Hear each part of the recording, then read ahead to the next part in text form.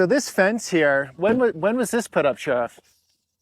This was done back in the 90s, the mid 90s. Okay. And people forget the history of the border. But if you look at the history of the border, heads up, I had to make good luck. You know what I'm saying? In my business, we take all the luck we can. So this was a plan that was designed off two operations, Hold the Line and Gatekeeper, from 93, 94 era. And what it did was it's Plan of the Peace. It protected the port of entries on the southwest border, and it also protects the populated areas. Yuma, El Paso, and San Diego were three populated areas that were protected. So they have plethora of resources, staffing, technology. That's why you see so much. But as you go away from these designated areas, ports and population, it goes to nothing. Okay. And the idea of that back in the 90s was routing the criminal activity, the cartels, into those rural areas of the border, thinking that would be a deterrent for them. Well, come up 20, 30 years later, 26 years later, Newsflash. it's been the best concealment they've had. They have exploited our rural counties. That's why we're a byproduct of so much. You see the wall here, this 31 foot? Yep.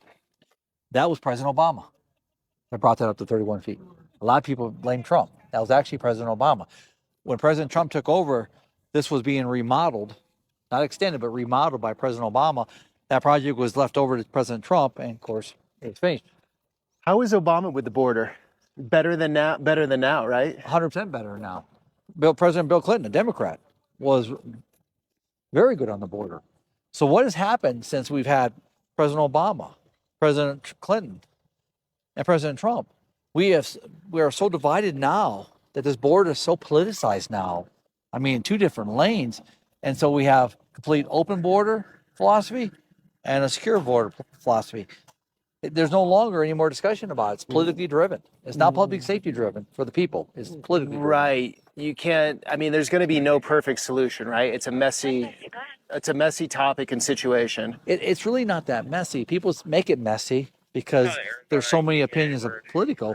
It's actually, if you enforce the rule of law and you have a strong message that we will have a secure border, which also takes your oath of office to say, hey, I'm going to protect this country in America, whether you're local, state, or federal. I take one to support the Constitution. Yep. And that says you will have a secure border. Okay, so someone might say, "Oh, you're anti-immigrant. You don't believe in immigration." No. Is that what are your thoughts on that? You look at all the people coming across the border illegally and claiming asylum. If they just come to this port right through there, they walk up here and say, I want to claim credible fear, asylum. And then they go to a court hearing somewhere here? Well, that's where the system breaks. That's where the federal government okay. breaks its system.